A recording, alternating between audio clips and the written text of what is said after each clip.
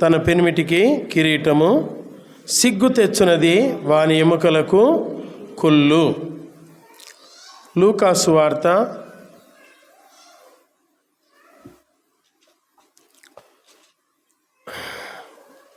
8వ అధ్యాయము.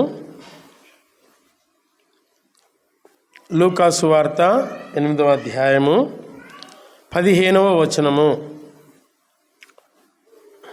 లూకా సువార్త 8వ అధ్యాయము 15వ వచనం. మంచి నేల నుండి విత్తనమును పోలిన వారెవరనగా, యోగ్యమైన మంచి మనస్సుతో వాక్యము విని దానిని అవలంబించి ఓపికతో ఫలించువారు. కొరింథీయులకు రాసిన మొదటి పత్రిక 11వ అధ్యాయము 27వ వచనం. కాబట్టి ఎవడు అయోగ్యముగా ప్రభు యొక్క రొట్టెను తినునో లేక ఆయన పాత్రలోని త్రాగునో వాడు ప్రభు యొక్క శరీరమును గూర్చియు రక్తమును గూర్చియు అపరాధియగును. ప్రార్థన చేసుకుందాం. మహాపరిశుద్ధుడైన తండ్రి, ప్రేమగలిగిన దేవ, జీవము గల తండ్రి, జీవాధిపతి, నీ ప్రియాతి ప్రియమైన కుమారుడు, మా సొంత రక్షకుడు, మా ప్రభు అయిన యేసుక్రీస్తు పేరట మీకు మా హృదయపూర్వకమైన వందనములు, స్తుతులు, స్తోత్రములు, కృతజ్ఞతాస్తుతులు చెల్లిస్తున్నాం.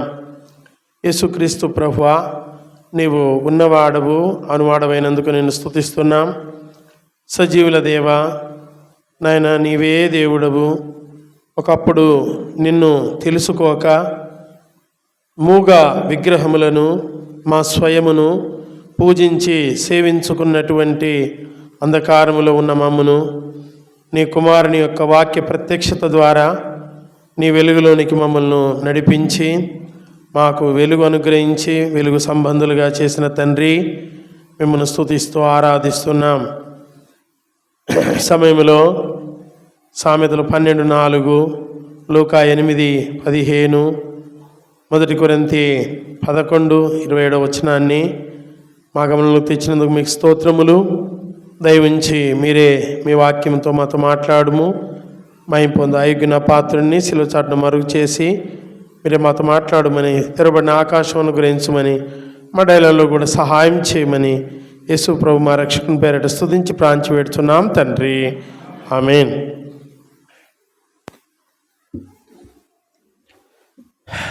ఇక్కడ మనం చూసినట్లయితే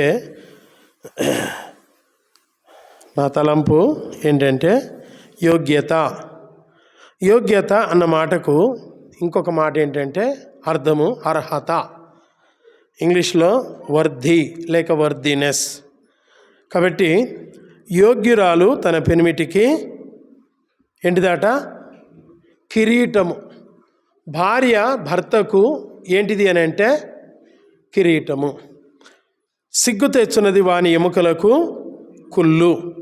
కాబట్టి మరి మన జీవితంలో మనము మారు మనసు పొందిన తర్వాత, ప్రభువును అంగీకరించిన తర్వాత, పాపక్షమాపణ పొందిన తర్వాత, ప్రభు రక్తంలో కడగబడిన తర్వాత, దేవుని ఇంటిలో మనము జత కట్టబడిన తర్వాత మనము యోగ్యమైనటువంటి జీవితము మనము జీవించాలని ప్రభువు ఆశిస్తున్నాడు. ఇక్కడ మరి లూకా సువార్త 8వ అధ్యాయంలో మనం చూసినట్లయితే ఇక్కడ యేసుక్రీస్తు ప్రభువారు మరి దేవుని రాజ్య సువార్త తెలుపుచు ప్రకటించుచు ప్రతి పట్టణంలో ప్రతి గ్రామంలో సంచారం చేస్తూ ఉంటుంటే యేసుక్రీస్తు ప్రభువారు 12 మంది శిష్యులతో ఇంకా కొంతమంది స్త్రీలతో తన సువార్త సేవ ఆరంభిస్తూ వచ్చినప్పుడు ఇక్కడ ఒక మరి చాలామంది జనసమూహము ప్రభు దగ్గరికి వచ్చినప్పుడు వారికి ఉపమాన రీతిగా బోధిస్తూ ఉన్నాడు. ఏమని బోధిస్తూ ఉన్నాడని అంటే, దేవుని రాజ్యమును గూర్చి ప్రభు బోధిస్తా ఏమంటున్నాడంటే, విత్తనము విత్తువాడు తన విత్తనములు విత్తుటకు బయలుదేరెను. అతడు విత్తుచుండగా కొన్ని విత్తనములు త్రోవ ప్రక్కన పడెను. గనుక ఆకాశ పక్షులు వచ్చి వాటిని మృంగివేసెను. మరికొన్ని రాతి నేలలు పడి మొలిచి చెమ్మలేనందున ఎండిపోయాను. మరికొన్ని ముండ్ల పొదల్లో పడెను. ముండ్ల పొదలు వాటితో మొలిచి వాటిని అణిచివేశను. మరికొన్ని మంచి నేలను పడెను, అవి మొలిచి నూరంతలుగా ఫలించెను అని ప్రభువు 4 స్థలములను గురించి ప్రభు మాట్లాడుతూ ఉన్నాడు. 4 స్థలములు అన్న మాటకు అర్థం ఏంటిదని అంటే 4 భూములు. 4 భూములు అని అంటే 4 రకాలైనటువంటి హృదయములు కలిగిన మనుషులు. 4 రకాలైనటువంటి హృదయములను ఇక్కడ ప్రభు సూచిస్తూ ఉన్నాడు. శిష్యులు వచ్చి అడుగుతూ వచ్చారు, ఈ ఉపమానం యొక్క అర్థమేంటిది అని శిష్యులు అడిగితే ప్రభు మొట్టమొదటి మాట ఏం చెప్తున్నాడు అని అంటే చూడండి, 10వ వచనం అందరం కలిసి చదువుకుందాం. దేవుని రాజ్య మర్మములు ఎరుగుట మీకు అనుగ్రహింపబడి ఉన్నది. అందరం కలిసి చదువుకుందాం. లూకా 8:10. ఆయన దేవుని రాజ్య మర్మములు ఎరుగుట మీకు అనుగ్రహింపబడి ఉన్నది. ఇతరులైతే చూచియు చూడకయు వినియు గ్రహింపకయు ఉండినట్లు వారికి ఉపమాన రీతిగా బోధింపబడుచున్నది. ఇక్కడ ప్రభు తన శిష్యులతో, తన 12 మంది శిష్యులతో చెప్తున్న మాట ఏంటంటే, ఏమీ మనకు అనుగ్రహింపబడదట? చెప్పండి చెప్పండి, మనకు ఏమీ అనుగ్రహించబడ్డది? దేవుని రాజ్య మర్మములు ఎరుగుట మనకు అనుగ్రహించబడ్డది. కాబట్టి బైబిల్ ఒక మర్మము, క్రీస్తు ఒక మర్మము, సంఘము ఒక మర్మము, తర్వాత ఎత్తబడుట, rapture, it is a secret. ఎన్నో మర్మాలు ఉన్నవి. అయితే ఇక్కడ ప్రభు ఏమంటున్నాడు, దేవుని రాజ్య మర్మములు ఎరుగుట మీకు అనుగ్రహింపబడి ఉన్నది. అంటే దేవుడు ఎవరైతే ప్రభువు దగ్గర కూర్చొని అర్థం కాని విషయాలను అడుగుతారో వాళ్ళకైనా చెప్తాడు. మీ జీవితంలో బైబిల్ చదువుతూ ఉంటే ఏదైతే అర్థం కాదో దాన్ని మీరు ఎప్పుడైనా ప్రభుని అడిగారా? ప్రభు దీని అర్థం ఏంటిది అని అడిగారా? పుట్టిన చదువుకుంటూ అర్థం కావట్లేదులే, ప్రభు చిత్తమైతే ప్రభు చెప్తాను, లేకపోతే లేదు అని చెప్పేసి అట్లా వెళ్తా వచ్చారా? చెప్పండి, ఎప్పుడైనా అడిగారా? ఉదాహరణకు మోషేతో దేవుడు చెప్పాడు, ఏమన్నాడు? నువ్వు పోయి నా ప్రజలను ఐగుప్తుల నుంచి విడిపించు అని అన్నాడు. చెప్పిండా లేదా? చెప్పాడు. చెప్పిన తర్వాత మోషే తన భార్య 2 కుమారులు తీసుకొని మిద్యాను దేశం నుండి ఐగుప్తు దేశానికి వెళ్తుంటే సత్రములో యెహోవా అతన్ని చంప చూడగా అని ఉంది. అక్కడనేమో పొమ్మన్నాడు, ఇక్కడనేమో చంప చూసిండు. ఎందుకు? ఇది ఎట్లుంది? మనకు అర్థమవుతుందా? చెప్పండి. అక్కడనేమో పొమ్మన్నావు, మళ్ళీ ఇక్కడ చంప చూసినావు. ఎందుకు చంపాలనుకున్నావు? ఈ క్వశ్చన్స్ మీకు ఎప్పుడైనా తట్టాయా?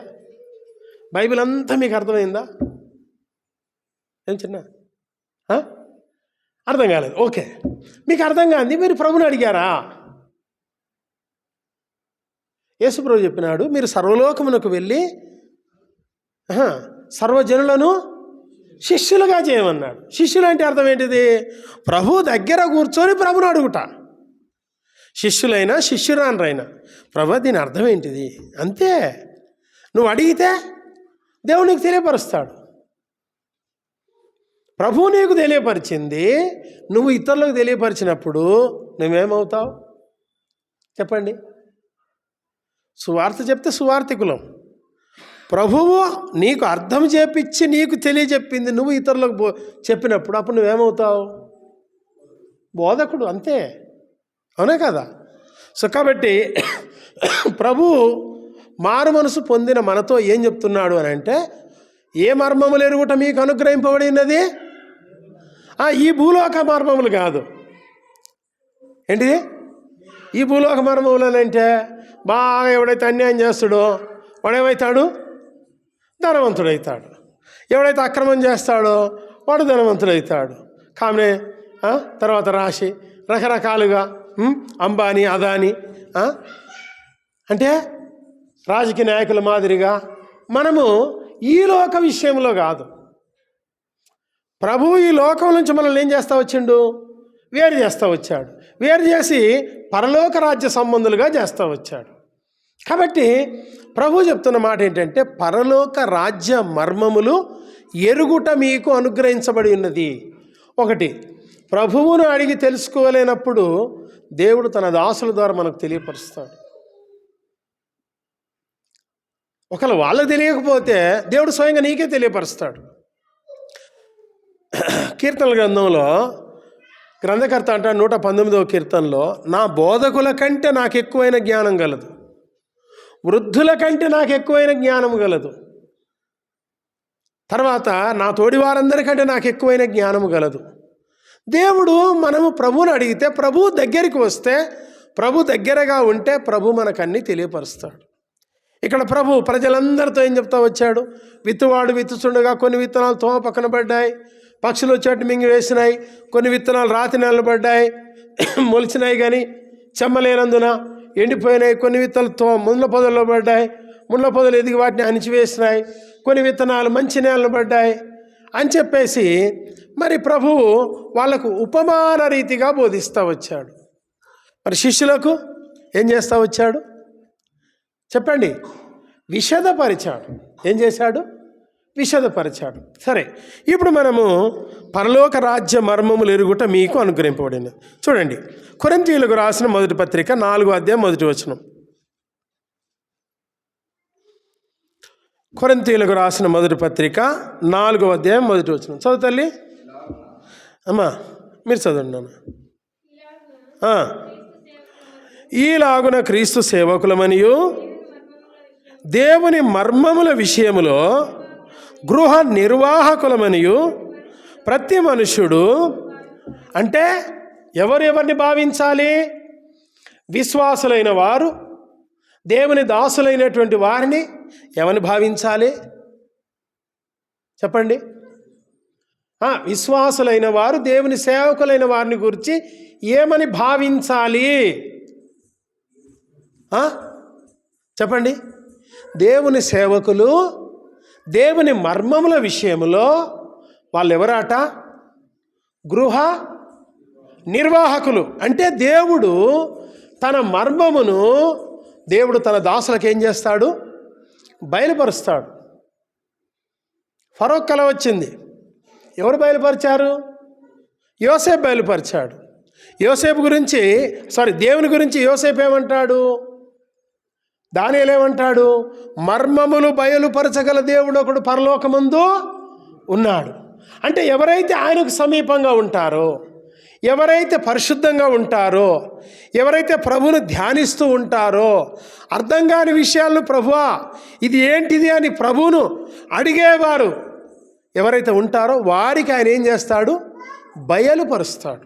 కాబట్టి ఇక్కడ మరి సరే, ఇప్పుడు 3 నేలల గురించి మనము ఆలోచించము. చివరిది చూడండి, 15వ వచనం అందరం కలిసి చదువుకుందాము. మంచి నేల నుండి విత్తనమును పోలిన వారు ఎవరనగా, మంచి నేల నుండి విత్తనమును పోలిన వారు అంటే ఆ విత్తనం ఎక్కడుంటుంది చెప్పండి? దయచేసి నా వైపు చూడండి. ఈ విత్తనం ఎక్కడుంటుంది? మంచి నేలన ఉంటుంది. అంటే సౌడు భూమి దగ్గరికి వెళ్ళదు. ఎక్కడికి వెళ్ళదు? సౌడు భూమి దగ్గరికి వెళ్ళదు. రెండవది, రాతి నేల దగ్గరికి వెళ్ళదు. మూడవది, తర్వాత త్రోవ పక్కన ఉండదు. తర్వాత ముండ్ల పొదల్లోనికి అసలే వెళ్ళదు. ఇక్కడ ఏమంటున్నాడు? మంచి నేల నుండి విత్తనము. అంటే ఈ విత్తనము ఏ నేలలో ఉంటుంది అంటే మంచి నేలలో ఉంటుంది. మంచి నేలనంటే చూడండి, లూకా సువార్త 6వ అధ్యాయము 45వ వచనం. లూకా సువార్త 6వ అధ్యాయము 45వ వచనం. సజ్జనుడు తన హృదయము అను మంచి ధననిధిలో నుండి సద్విషయములను బయటికి తెచ్చును. దుర్జనుడు తన చెడ్డ ధననిధిలో నుండి దుర్విషయములను బయటికి తెచ్చును. హృదయము నిండి ఉండు దాన్ని బట్టియే నోరు మాట్లాడును. సజ్జనుడు అంటే మంచి నేల నుండి వాడు ఎవరు అని అంటే సజ్జనుడు అంటే వాడు మంచిగా ఉంటాడు. మొట్టమొదలు తన సాక్ష్యాన్ని కాపాడుకుంటాడు. ఏం చేస్తాడు చెప్పండి? తన సాక్ష్యాన్ని తాను కాపాడుకుంటాడు. తర్వాత మంచి సాక్ష్యము కలిగిన వారితో సహవాసం చేస్తాడు. చూడండి, సామెతల గ్రంథం 13వ అధ్యాయం. సామెతల గ్రంథం 13వ అధ్యాయము 20వ వచనం.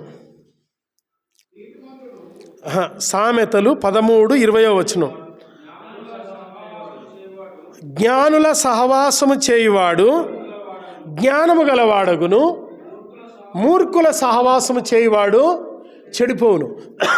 జ్ఞానుల సహవాసము చేయువాడు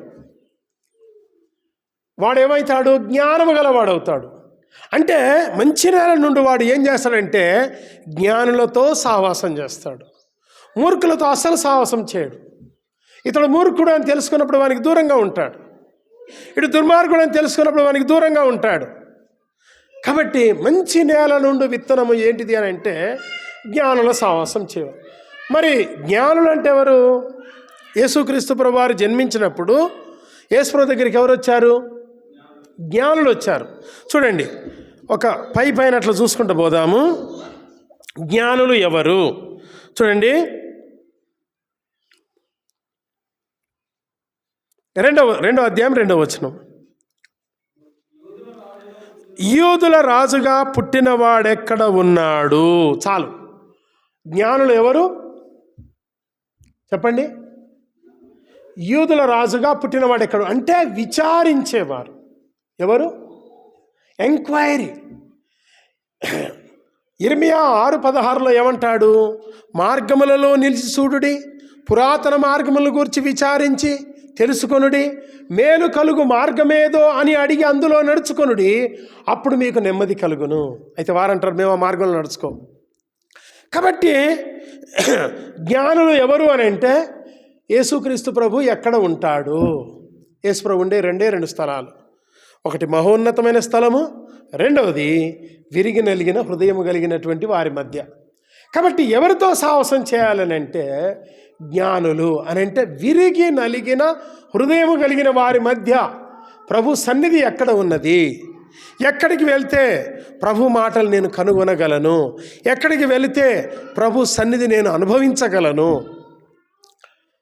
మరియా లేచి ఎలిజబెత్ ఇంటికి వచ్చినప్పుడు ఎలిజబెతు, మరియా, జకరియా ముగ్గురే ఉన్నారు. కానీ ప్రభువును ఆరాధించింది ఇద్దరే. ఆ ముగ్గురి మధ్యన ఏమున్నది? దేవుని సన్నిధి ఉన్నది. మలాకీ గ్రంథంలో ఉంది, యెహోవా యందు భయభక్తులు గలవారు ఒకరితో ఒకరు మాట్లాడుకుంటుంటే యెహోవా చెవియొగ్గి ఆలకించును. కాబట్టి జ్ఞానులు ఎవరు అని అంటే మరి యేసుక్రీస్తు ప్రభు ఎక్కడ ఉన్నాడు అని విచారించేవారు. తర్వాత రెండవది 10వ వచనం. వారు ఆ నక్షత్రము చూచి అత్యానంద భరితులై ఇంటిలోనికి వచ్చి, అంటే యేసు ఉన్న ఇంటిలోనికి వచ్చేవారు. ఏ ఇంటికమ్మా చెప్పండి? యేసు ఉన్న ఇంటిలోనికి. వాళ్ళు ముందు యెరూషలేముకి వెళ్ళారు. యెరూషలేముకి వెళ్ళిన తర్వాత యెరూషలేములో యేసుప్రభువును కనుగొనలేకపోయారు. ఎందుకు? 2 ఉద్దేశాలతో వాళ్ళు యెరూషలేముకి వెళ్ళారు.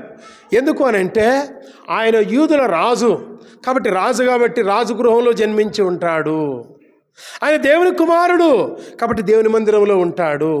దేవుని మందిరము, రాజభవనము 2 యెరూషలేములో ఉన్నాయి. కాబట్టి మనకు యెరూషలేముకి వెళ్ళిపోతే మనకి ఈజీగా దొరుకుద్ది అనుకొని వచ్చారు. కానీ అక్కడ ఆయన వారికి దొరకలే. ఎక్కడ దొరికాడు? ఒక కుటీరములో, ఒక గృహములో.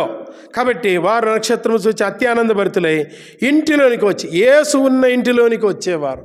ఎక్కడైతే యేసు ఉంటాడో అక్కడికి మనం రావాలి. చాలా సహవాసాలు ఉంటాయి, చాలా మందిరాలు ఉంటాయి, చాలా సంఘాలు అనబడినవి ఉంటాయి. కానీ అక్కడ నువ్వు ప్రభువును కనుగొన్నావా? ప్రభువును కనుగొన్న స్థలం, ప్రాముఖ్యమైన స్థలం యేసు ఉన్న ఇంటిలోనికి వచ్చి. రెండో వారు ఎవరు జ్ఞానులు అంటే యేసు ఉన్న ఇంటిలోనికి వచ్చేవారు. తర్వాత 3వ జ్ఞానులు ఎవరంటే ఆ శిశువును చూచి, అంటే ఆయనను చూచేవారు జ్ఞానులు. తర్వాత 4వది ఎవరు జ్ఞానులు అంటే ఆయనకు సాగిలపడేవారు. తర్వాత 5వది ఆయనను పూజించేవారు. 6వది తమ పెట్టెలు విప్పి ఆయనకు ఇచ్చేవారు. తర్వాత 7వది ఎవరు అని అంటే దేవుని చేత బోధింపబడేవారు జ్ఞానులు. జ్ఞానుల సాహసం చేయవాడు జ్ఞానము గలవాడగును, మూర్ఖుల సాహసం చేయవాడు చెడిపోను. సో కాబట్టి మనము జ్ఞానులం కావాలి. తర్వాత మనము జ్ఞానుల సాహసం చేయాలి. కాబట్టి ఇక్కడ మంచి నేల నుండి విత్తనమును పోలిన వారు ఎవరు అనగా, మొట్టమొదలు ప్రభు చెప్తున్న మాట ఏంటంటే మంచి నేల నుండి వారు. కాబట్టి చెడ్డవారితో సాహసం చేయవారు కారు, చెడు స్థలానికి వెళ్ళేవారు కారు. కాబట్టి 2వది యోగ్యమైన మంచి మనస్సుతో. ఏం కలిగిన వారు? యోగ్యమైన మంచి మనస్సు. యోగ్యమైన మంచి మనస్సు అంటే యోగ్యత. ఏంటిది? యోగ్యత. యోగ్యత అంటే అర్హత. బోయాజు దగ్గరికి రూతు వచ్చినప్పుడు బోయాజు రూతు గురించి ఏమని చెప్తా వచ్చాడు చూడండి. రూతు గ్రంథం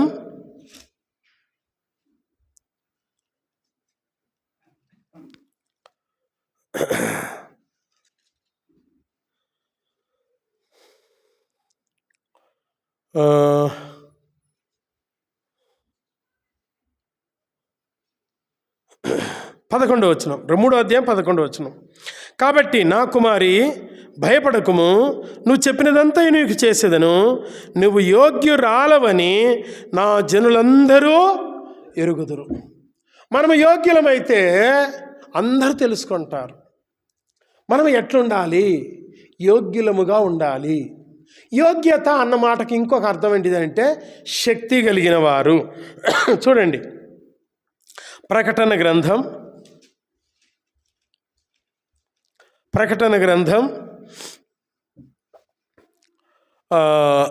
5వ అధ్యాయము. ప్రకటన గ్రంథం 5వ అధ్యాయం 3వ వచనం చదవండి ఎవరైనా. అయితే పరలోకమందు కానీ భూమి మీద కానీ భూమి క్రింద కానీ ఆ గ్రంథం విప్పుటకైనను చూచుటకైనను ఎవనికిని శక్తి లేకపోయెను. చాలు, ఏం లేదు, ఎవనికిని శక్తి లేదు. 3వ వచనంలో శక్తి లేదంటాడు. 4వ వచనంలో ఏమంటాడు చూడండి, ఆ గ్రంథం విప్పుటకైనను చూచుటకైనను. చాలు. మొదటి భాగంలో ఏమంటాడు? శక్తి, పవర్, వర్దినెస్. తర్వాత 2వ భాగంలో ఏమంటాడు? యోగ్యత. అంటే శక్తి యోగ్యత ఏంటిది? ఒకటే. కాబట్టి మన శక్తి, మనము ఎవరము అని అంటే దేవుని శక్తి చేత కాపాడబడేవారము. దేవుని యందు భయభక్తులు గల వారి చుట్టూ ఆయన దూత కావలి ఉండి వారిని రక్షించును. అంటే పడిపోయేవారు కారు. ఏంటిది? చెడిపోయేవారు కారు. ఏంటిది ఆయనదనంటే ఎవనికి శక్తి లేకపోయాను, యోగ్యుడెవడునో కనబడనందున. అక్కడ శక్తి అని ఉపయోగించాడు. 2వ భాగంలో యోగ్యత. ఇప్పుడు యేసుక్రీస్తు ప్రభువారు మొట్టమొదలు పొందటానికి దేనికి అర్హుడు చూడండి. 12వ వచనం చదువునాయన. వారు వధింపబడిన గొర్రెపిల్ల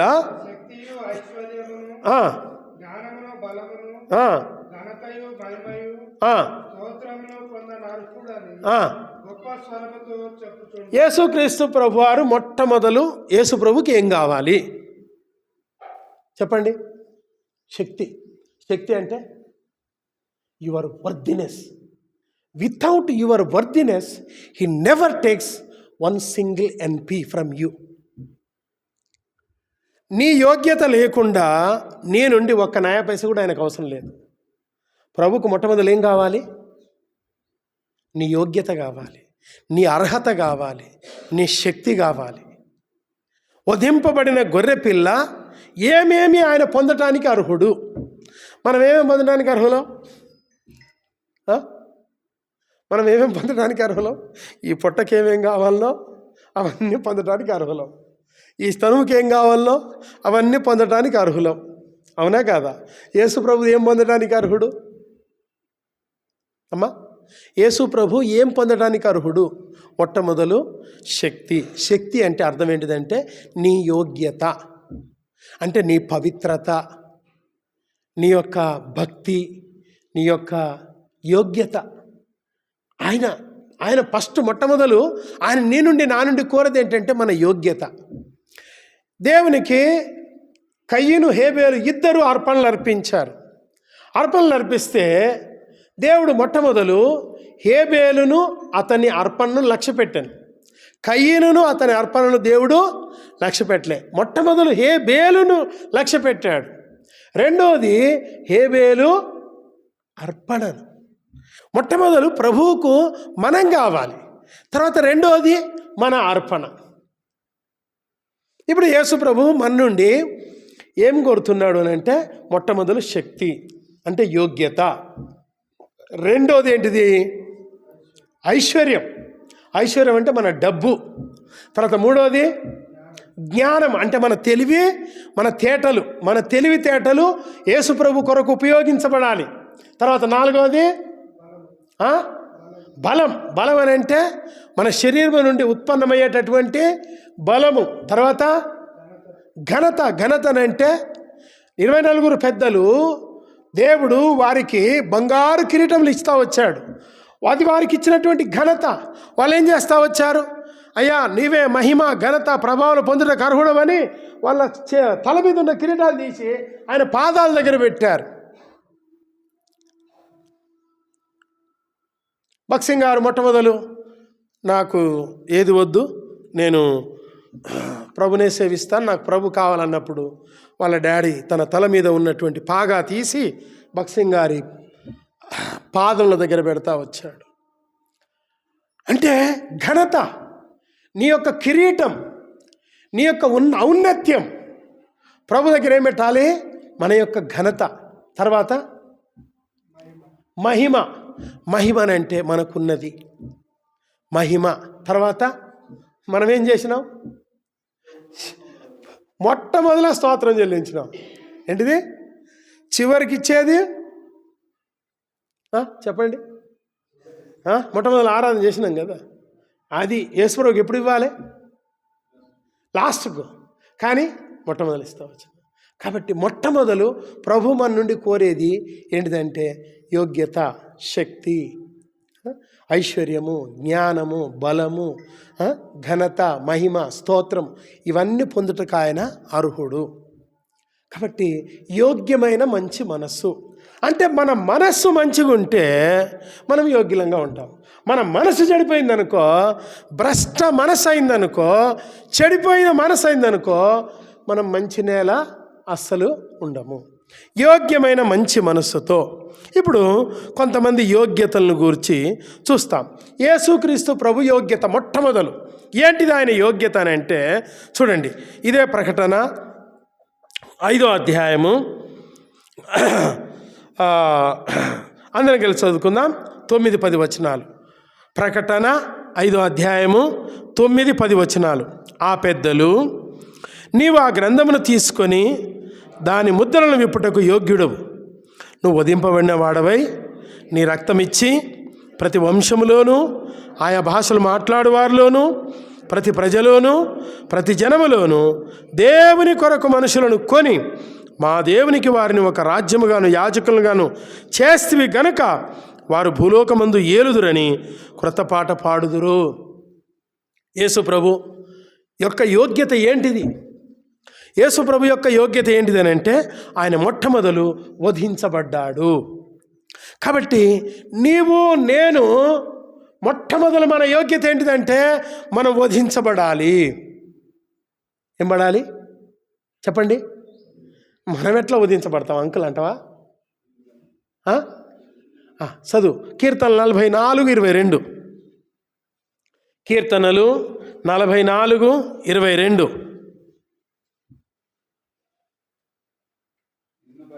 నిన్ను బట్టి, క్రీస్తును బట్టి, యేసును బట్టి, నిన్ను బట్టి దినమెల్ల మేము వధింపబడుచున్నాము.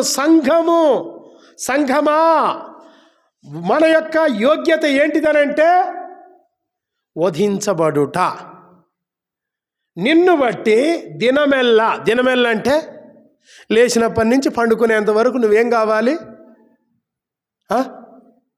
ఇది స్వీకరించం. మనం వధించడానికి ఇష్టపడతాము, కానీ ఏంటిది మన మాటల ద్వారా, మన చేతల ద్వారా, మన క్రియల ద్వారా ఇతరులను చంపడానికి ఇష్టపడతాం, కానీ మనము చంపబడడానికి ఇష్టపడం. నిన్ను బట్టి దినమెల్ల మేము వధింపబడుచున్నాం. దినమెల్ల, మార్నింగ్ నుంచి అంటిల్ ద నైట్, నిద్ర లేచిన కాడి నుంచి నిద్రపోయేంత వరకు నిన్ను బట్టి దినమెల్ల మేము వధింపబడుచున్నాము. తర్వాత వధకు సిద్ధమైన గొర్రెలమని మేము ఎంచబడుచున్నాము. యేసు ప్రభువారు జకరియా గ్రంథములో వ్రాస్తూ అంటాడు, వధకు సిద్ధమైన గొర్రెలను మేపుము. ఎవరు మేపబడతారో తెలుసా? దేవుని వాక్యం ద్వారా ఎవరు పోషించబడతారో తెలుసా? ఎవరైతే వధకు సిద్ధమై ఉంటారో అటివారే పోషించబడతారు. వధించబడుటకు ఇష్టపడనటువంటి వారు, వధ కొరకు సిద్ధము కాని వారు ఎంత మాత్రం పోషించబడరు. వారు ఎంత మాత్రం వాక్యమును స్వీకరించరు. వారు ఎంత మాత్రము వాక్యమును అంగీకరించరు. అందుకనే యాకోబు 1లో అంటాడు, ఏమంటాడు? మీ ఆత్మలను రక్షించుటకు శక్తిగల వాక్యమును సాత్వికముతో అంగీకరించుడి. యేసుప్రభుని అంగీకరించినాం కదా, యేసుప్రభు వాక్యమును అంగీకరించుడి. కాబట్టి ప్రభువా, నిన్ను బట్టి మేము దినమెల్లా వధింపబడుచున్నాము, వధకు సిద్ధమైన గొర్రెలము. సాధు సుందర్ సింగ్ గారు ఒక మాట చెప్తాడు. ఏమంటాడంటే, యేసు ప్రభు కొరకు చనిపోవడం సులువు, కానీ యేసు ప్రభు కొరకు బ్రతకటము కష్టము. కాబట్టి యోగ్యమైన మంచి మనస్సు. కాబట్టి యేసుక్రీస్తు ప్రభు యొక్క యోగ్యత ఏంటిదనంటే ఆయన వధించబడి, రెండవది ఆయన చనిపోయి సమాధి చేయబడి, యేసు ప్రభు యొక్క వధ ఇది చాలా భయంకరం. యేసుక్రీస్తు ప్రభు వధింపబడిన విధానము ప్రపంచంలో ఎవడు వధించబడలే. యేసుక్రీస్తు ప్రభు వారితో సిలువ వేసిన దొంగలు యేసు ప్రభు కంటే ముందే చనిపోయారు. కానీ యేసుక్రీస్తు ప్రభు వారు సిలువలో 6 గంటలు వ్రేలాడుతూ వచ్చాడు. తర్వాత నువ్వు వధింపబడి ఏం చేస్తా వచ్చినావు? వధించబడ్డ ద్వారా రక్తం వచ్చింది. నీ రక్తం ఇచ్చి, ఏమిచ్చి? నీ రక్తం ఇచ్చి ప్రతి వంశములోను, ఆయా భాషలు మాట్లాడువారిలోను, ప్రతి ప్రజలోను, ప్రతి జనములోను, ఎక్కడనట ప్రతి వంశములోను, ప్రతి వంశస్థులు రక్షించబడాలి. ఏంటిది చెప్పండి? ప్రతి వంశపు వారు రక్షించబడాలి. తర్వాత ఇంకా ఆయా భాషలు మాట్లాడువారు. ఏంటిది? ఆయా భాషలు. మనం తెలుగు భాష మాట్లాడతాం, లంబడోళ్ళు లంబడి భాష మాట్లాడతారు, ఎరకల్లో ఎరకల భాష మాట్లాడతారు. ఇక్కడనే చాలా చాలా భాషలు ఉన్నాయి కదా, ఉన్నాయా లేవా? ఆయా భాషలు మాట్లాడువారు. తర్వాత ప్రతి ప్రజ అన్న మాటకు అర్థం ఏంటిదంటే ప్రతి రాష్ట్రము. తర్వాత ప్రతి జనము అని అంటే ఎవ్రీ నేషన్, అంటే ప్రతి దేశములోను దేవుని కొరకు మనుషులను కొని, యేసు ప్రభు రక్తం ఇచ్చి ఏం చేస్తున్నాడు? కొంటున్నాడు. ఏం చేస్తున్నాడు? కొంటున్నాడు. నిన్ను నన్ను ఏం చేస్తా వచ్చాడు? కొన్నాడు. కాబట్టి కొని మా దేవునికి వారిని ఒక రాజ్యముగాను యాజకులుగాను చేస్తేవి. దేవునికి రాజ్యము యాజకులు చేస్తూ వచ్చాడు. కాబట్టి వారు భూలోకమందు ఏలుదురు. ఎప్పుడు వెళ్తారు? భూలోకమందు. దేవుడు మానవుని సృష్టించిన ఉద్దేశం ఏంటిది? దేవుడు సృష్టించిన సృష్టి యావత్తు మీద ఏలికగా ఉండాలి. మన స్వరూపమందు మన పోలిక చొప్పున నరులను చేయదము, వారు ఆకాశ పక్షులను, భూజంతువులను, సముద్రపు జలచరములను ఏలుదురుగాక. దేవుడు మానవుని పుట్టించిన ఉద్దేశం ఏంటంటే ఏలాలి. కానీ మానవుడు ఏం చేస్తా వచ్చాడు? దానికి దాసుడైపోయాడు. అయితే దేనికైతే దాసుడైపోయాడో మరలా దాన్ని ఏలడానికి యేసుక్రీస్తు ప్రభు వారు ఏ ఏలుబడినైతే కోల్పోయినామో దాన్ని మరలా మనకివ్వడానికి ఆయన సిలువలో వధించబడ్డాడు. ఇంకా యేసు ప్రభు రక్తము చేత నువ్వు కొనబడినట్లయితే ఇది ఒక మంచి తరుణం. ప్రభువా, నా పాపాలు క్షమించు, నన్ను నా పాపం నుంచి విడిపించడానికి నువ్వు శిలువలో రక్తం గార్చినావు, నీ రక్తంతో నేను కొనబడతాను, ఇప్పటి వరకు సైతాన్ చేతిలో ఉన్నాను, ఇప్పుడు నీ చేతిలోనికి వస్తాను, నన్ను కొను. ఉదాహరణకు ఈ యొక్క మొబైల్ ఉంది, ఇది దుకాణంలో ఉన్నది, ఇది కొనుక్కొని కొనుక్కొని డబ్బులు చెల్లించి నా అబ్బాయి నాకు తెచ్చిచ్చాడు, డాడీ ఇది నువ్వు ఉంచుకో అని చెప్పేసి, ఇది నా కూతురు తెచ్చిచ్చింది. అంటే ఎందుకు చెప్తానంటే వాళ్ళు కొని నాకు ఇచ్చారు. కాబట్టి ప్రభువు తన రక్తం ఇచ్చి కొంటున్నాడు. కాబట్టి ప్రభువా, నేను నీ రక్తము చేత కొనబడాలి, నీ సొత్తుగా ఉండాలి. నేను సైతాను సొత్తుగా ఉండను, లోకం మనిషిగా ఉండను, నేను నీ మనిషిగా ఉంటాను, నేను నీ వారినిగా ఉంటాను. కాబట్టి మరి ఆయన యోగ్యత అది. మనల్ని మన కొరకు వధించబడి రక్తమిచ్చి కొని తండ్రి అయిన దేవునికి రాజ్యముగా యాజకులుగా చేస్తూ వచ్చాడు. కాబట్టి వారేమని చేస్తారు? ఏలుదురుగాక. ఎవరు వెళ్తారు అమ్మా? ఎవరు వెళ్తారు? యేసు ప్రభు రక్తము చేత కొనబడిన వారు ఏం చేస్తారు? 1000 ఏళ్ళు ఈ భూమి మీద వెళ్తారు. ప్రకటన 22:5 ప్రకారము యుగ యుగములు నూతన యెరూషలేములో ఏలుతారు. కాబట్టి మనకంటూ ఉన్నది ఏంటంటే ఏలుబడి. నిన్ను ఏలికగా చేయడానికి, నిన్ను ఒక రూలర్గా చేయడానికి ప్రభువు నిన్ను విమోచించాలని ఆశిస్తున్నాడు. ఇంకా యేసుప్రభు రక్తము చేత కొనబడకపోతే ఈ క్షణంలో కొనబడు. ఇప్పుడు ఇంకొక వ్యక్తిని చూద్దాము. ఫిలిప్పీలకు రాసిన పత్రిక, ఫిలిప్పీలకు రాసిన పత్రిక 2వ అధ్యాయము 22వ వచనం. అందరం కలిసి చదువుకుందాం. చదవండి. అతని యోగ్యత మీరెరుగుదురు, తండ్రికి కుమారుడు ఎలాగు సేవ చేయునో అలాగే అతడు నాతో కూడా సువార్త వ్యాపకము నిమిత్తము సేవ చేసెను. తిమోతి యొక్క యోగ్యత ఏంటిది? తిమోతి యోగ్యత అని అంటే ఏమంటున్నాడు పౌలు? అతని యోగ్యత మీరు ఎరుగుదురు కదా. ఏంటిది అతని యోగ్యత అని అంటే చూడండి 20వ వచనములో, మీ క్షేమం విషయమై నిజముగా చింతించువాడు అతని వంటి వాడెవరు నా యొద్ద లేడు. నా యొద్ద చాలామంది ఉన్నారు. ఫిలిప్పీలో ఉన్న సంఘమా, మిమ్మల్ని గురించి చింతించేవాడు.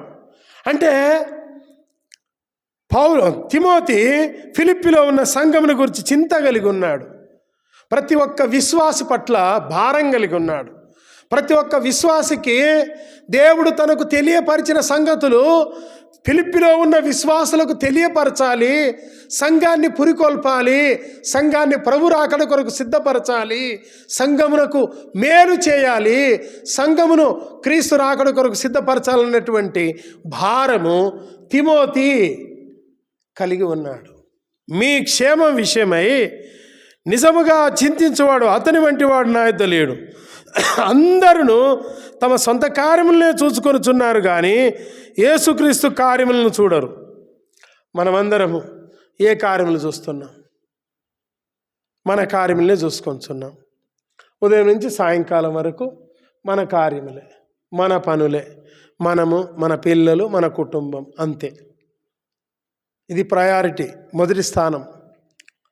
మనము, మన పిల్లలు, ఇది మొదటి స్థానం.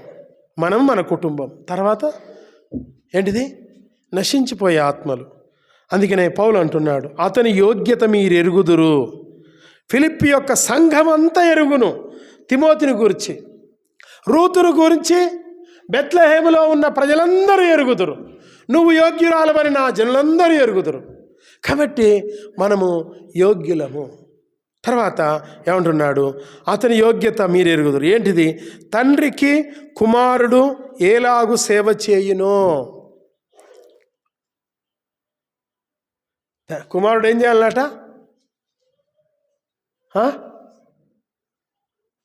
ఎవరికి సేవ చేయాలి చెప్పండి? కుమారులు తండ్రికి సేవ చేస్తున్నారా? మీ డాడీ బట్టలు ఉతకండి, మీ డాడీ స్నానం చేసేటప్పుడు వీపు రాయండి, మీ డాడీ సేవ చేయండి. దేవుడు మిమ్మల్ని ఎంతగా దీవిస్తాడంటే బహుగా దీవిస్తాడు. కుమారుడు తండ్రి సేవ చేయాలి. ఇస్సాకు ఎరగకనే యాకోబును దీవించిండు. ఆ దీవెన యాకోబుకు దొరికింది. ఎందుకు? తండ్రి సేవ చేశాడు. ఏం సేవ చేశాడు? తండ్రికి భోజనం తెచ్చిచ్చాడు, అంతే. భోజనం తిన్నాడు, కుమారుని దీవించాడు. ఆ దీవెన దొరికింది. తండ్రికి కుమారుడు ఎలాగూ సేవ చేయునో అలాగే తిమోతి ఏం చేస్తా వచ్చాడు? సువార్త వ్యాపకము నిమిత్తము సేవ చేసెను. అతడు నాతో కూడా సువార్త వ్యాపకము నిమిత్తం.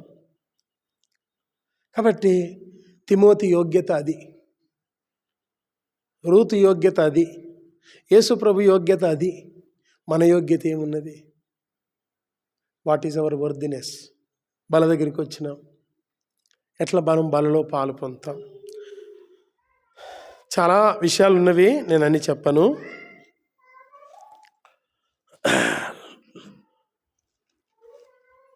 కొరింథీయులకు రాసిన మొదటి పత్రిక 11వ అధ్యాయము 26వ వచనం అందరం కలిసి చదువుకుందాం. మీరు ఈ రొట్టెను తిని ఈ పాత్రలోని త్రాగునప్పుడెల్లా ప్రభువు వచ్చు వరకు ఆయన మరణమును ప్రచురించుదురు. ఏంటిదాట? మీరు ఈ రొట్టెను తిని ఈ పాత్రలను త్రాగునప్పుడెల్లా ఏం చేస్తారు? ప్రభువు వచ్చు వరకు ఆయన మరణమును ప్రచురించుదురు. ఎక్కడ ప్రభు మరణాన్ని ప్రచురించాలి? ఎక్కడ ప్రచురించాలి? ఇక్కడనేనా? ఇంతసేపు ప్రకటించినాం కదా. ప్రభు వచ్చు వరకు ప్రచురించుదురు అంటే మన యొక్క వ్యక్తిగత జీవితము ద్వారా ఆయన మరణం ప్రకటించబడాలి. ఏంటిది? ఆయన మరణము ప్రకటించబడాలి. ఉదాహరణకు నేను కొత్తగా, అంటే ఒక పాతది, అంటే మొదటిసారి ఒక 2 చక్రాల బండి కొన్నాను, బైక్ కొన్నాను. కొని దాన్ని నడుపుతూ ఉన్నాను. ఒక దుకాణం కాడ పెట్టాను, దుకాణంలోకి పోయి సామాను కొనుక్కొని వచ్చాను. వచ్చిన తర్వాత నా బండి లేదు. ట్రాఫిక్ పోలీసు వాళ్ళు ఎత్తుకొని వెళ్ళారు. ఆడ ఏదో రాసింది, ఇక్కడ ఏం రాసి ఉన్నది, నా బండి లేదు ఇక్కడ పెడితేనంటే, కొంతమంది అన్న ట్రాఫిక్ వాళ్ళు ఎత్తుకపోయినారు అన్నాడు. ఎక్కడ దొరుకుద్దని అంటే పలానా చించోలి ఫాటక్ దగ్గర దొరుకుద్దని అంటే ఆడదాకా నడుచుకుంటూ పోయిన తర్వాత, సార్ నా బండి తెచ్చారు అని అంటే, అన్ని పేపర్లు చూయించు అన్నాడు. అన్ని పేపర్లు చూయించిన. పిఎస్సి అని అడిగిండు, పొల్యూషన్ అడిగిండు. పొల్యూషన్ అడిగితే పొల్యూషన్ అంటే ఎట్లుంటుంది సార్ అన్న? నాకు తెలియదు సార్ అన్న. నాకు తెలియదని అంటే, ఇగో గిట్లుంటుంది చూడు పొల్యూషన్ అని అన్నాడు. సరే మరి నేను చేయించుకోలేదు సార్, నేను కూడా చూసిన పియూసీ అని నాకెవరు చెప్పలేదు, నాకు తెలియదు, ఇదే మొదటిసారి నేను తీసుకున్న బండి, నాకు తెలియదు సార్ అన్న. సరే మంచిది, ఒక 100 రూపాయలు ఇచ్చి బండి తీసుకొని పో, 200 మాకు గవర్నమెంట్కు కట్టు, నాకు 100 రూపాయలు ఇస్తే నేను వదిలిపెడతాను అన్నాడు. ఆ 100 రూపాయలకు కూడా పౌతి రాసి సార్ అన్న అంటే, వాడు అన్నాడు, లేదు ఆ 100 రూపాయలకు నేను కాగితం రాసియను అని అన్నాడు. అంటే నేను పైసలు ఇవ్వను సార్ అన్న. పైసలు లేకపోతే అక్కడ బోర్డు మీద ఎందుకు చూడు చదువుపో అని అన్నాడు. చదివిన. పిఎస్సి లేకపోతే 500 ఫైన్ అన్నాడు. సార్ పిఎస్సి లేకపోతే 500 ఫైన్ అని ఉంది, పట్టని చెప్పేసి 500 తీసి చేతులు పెట్టిన. 100 రూపాయలు ఇస్తేందుకు ఇష్టపడలేదు, 500 ఇస్తేందుకు ఇష్టపడుతున్నాడు. కారణం ఏంటిది? నన్ను అడిగి నువ్వెవరు అని అన్నాడు. ఐఎమ్ క్రిస్టియన్ అని అన్నా. నేను క్రైస్తవుని, దేవుని సేవకుని అని చెప్తా వచ్చాను. మొన్న రీసెంట్లీ నేను దాద్రా నగర్ హవేలీకి బొంబాయి నుంచి వెళ్తుంటే కారు నడుపుకుంటూ పోతున్నా. నా భార్యతో చెప్పిన, సీట్ బెల్ట్ పెట్టుకో తల్లి, ముందర కూర్చున్నావు, వాడు పోలీసుడు పట్టుకుంటే అడుగుతాడు, పైసలు అడుగుతాడు అని అంటే, వాడు ఆమె పెట్టుకోలేదు, వాడు పట్టుకున్నాడు. పట్టుకున్న తర్వాత వాడు అన్నాడు, సార్ సీట్ బెల్ట్ పెట్టుకోలేదు నీ భార్య అని అంటే, ఆమె అన్నది, సార్ ఇది పడతలేదు సార్ అన్నది, మెకానిక్ దగ్గర పోయి బాగు చేయించుకోవాలన్నాడు. నాకేంది, నువ్వు మెకానిక్ దగ్గర అని చెప్పేసి ఇక మేము మాట్లాడుకుంటుంటే చూసి, ఆ సీట్ బెల్ట్ లేనందుకు 1500 ఫైన్ కట్టాలన్నాడు. 1500 కట్టాం సార్, 1500 మా దగ్గర ఎక్కడి అని అన్నాం. అన్న తర్వాత మళ్ళీ చూసిండు, దీనికి 3700 ఫైన్ ఉంది సార్ అని అన్నాడు. ఆ 3700 ఫైన్ కట్టు, వెళ్ళి పంపిస్తాను. తర్వాత 1500 కట్టానంటే, తర్వాత ఆఖరికి 500 కట్టు సార్ అని అన్నాడు. తర్వాత సార్ మేము ఫస్ట్ పోయి ప్రార్థన చేస్తాము, పైసలు అయితే మరి కష్టం కానీ నేను ప్రార్థన చేస్తే పైసలు వస్తాయని అన్నాడు. నువ్వు చూడు పైసలు వస్తాయో రావో, నేను ప్రార్థన చేస్తాను. బండి పక్కకు పెట్టిన ప్రార్థన చేస్తానంటే ఇద్దరు పోలీసులు మాట్లాడుకొని లేదో చేస్తారు, కాబట్టి వీళ్ళని మనం పంపించాల్సిందే అని చెప్పేసి, ఇంకా నువ్వు ఫైన్ కట్టకుంటే పర్లేదు, నువ్వు వెళ్ళిపో ప్రార్థన లేదు సార్, ప్రార్థన చేస్తాం, మీకు పైసలు కట్టిపోతామని అంటే 3700 కడతాం సార్, మేము ప్రార్థన చేస్తాం, దేవుడు పైసలు ఇస్తాడో ఏడో చూడండి నేను అంటే తానంటా వచ్చాడు, లేదు అక్కడ ప్రార్థన చేసుకోండి అంటే. ఎప్పుడైతే ప్రభు కొరకు మనం నిలబడతామో, సత్యం పక్షాన్ని నిలబడతామో, దేవుడు అద్భుతాలు చేస్తాడు. నాకే ఆశ్చర్యం అనిపించింది.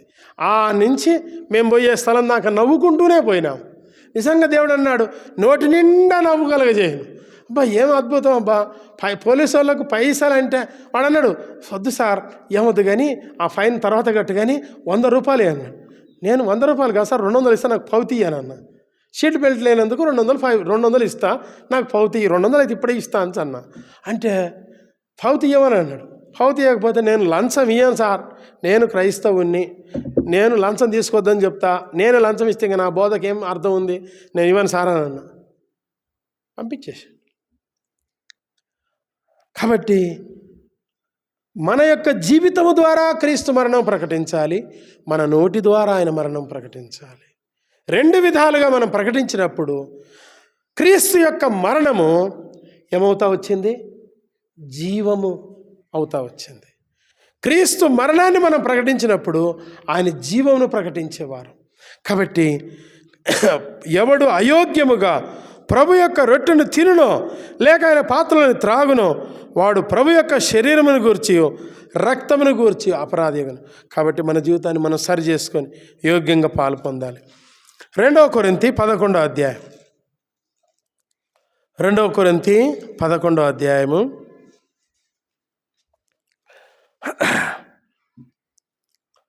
17, 18, 10వ అధ్యాయము 17 వచనం 18 వచనం.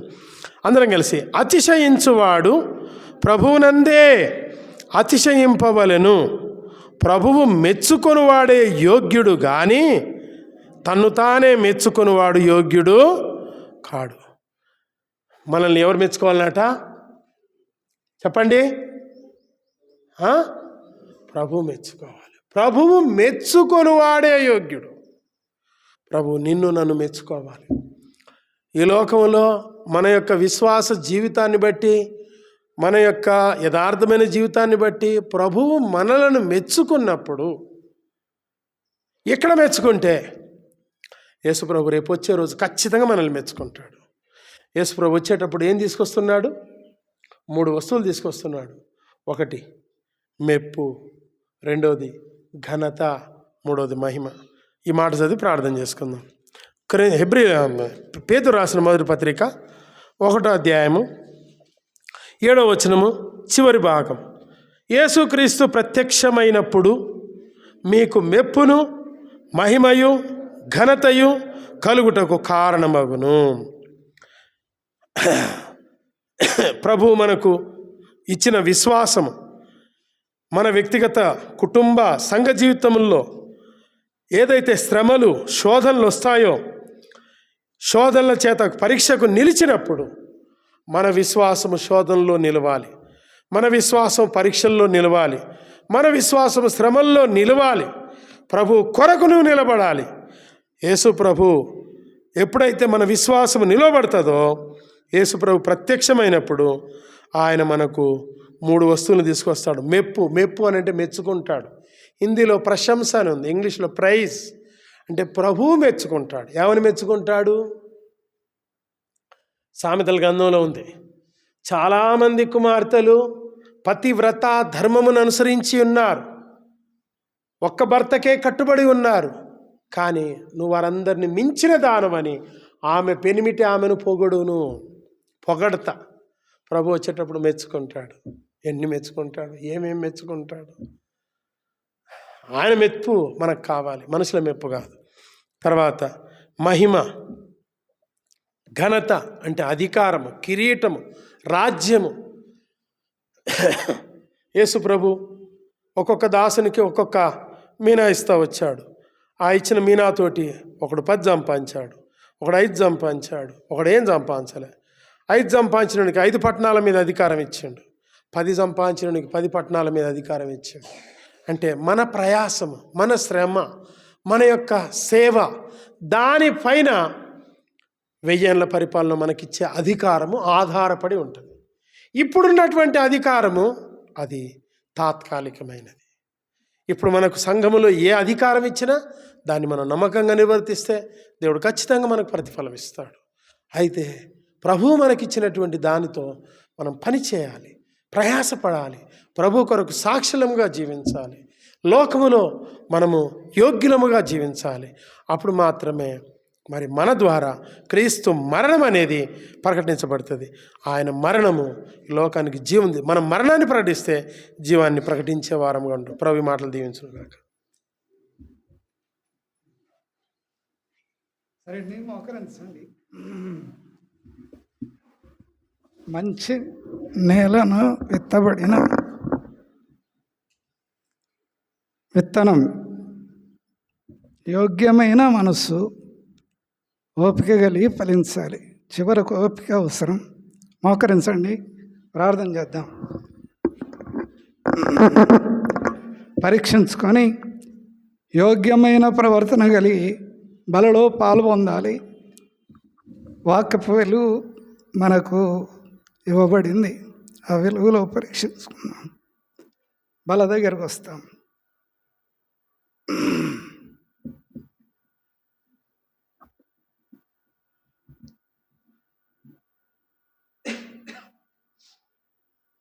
పరిశుద్ధుడు అయిన తండ్రి, నీ ప్రేమను బట్టి వందనాలు. పరలోక ఆశీర్వాదం అనుగ్రహించి రెండవ వర్తమానములో మంచి నేలనబడిన విత్తనం, నీ వాక్యాన్ని అవలంబించి యోగ్యమైన మనసు కలిగి ఓపికతో ఫలించాలి. ఫలం అనేది మీ నుండి రావాలి. మీరు యోగ్యులు కాబట్టి మీ నుండి జ్ఞానము రావాలి, యోగ్యత రావాలి, ఫలించాలి. కృపనేమో వాక్య వెలుగు ఇచ్చారు. అయోగ్యంగా పాలు పొందితే కలిగే నష్టం కొరింథీయులకు రాసిన పత్రిక సెలవిచ్చారు. కృపనేమో ఎక్కడైనా అయోగ్యులమై బలలో చేయి వేస్తే నష్టం. ప్రభువా కృపనేమో శిలవ రక్తం మా హృదయాలను కడిగి మంచి నేలగా సిద్ధం చేసి ఆ రీతిగా ఫలించి ఏర్పాటునిమ్మని యేసు ప్రభు నామమున స్తుతించి ప్రార్థిస్తున్నాం తండ్రి. ఆమెన్.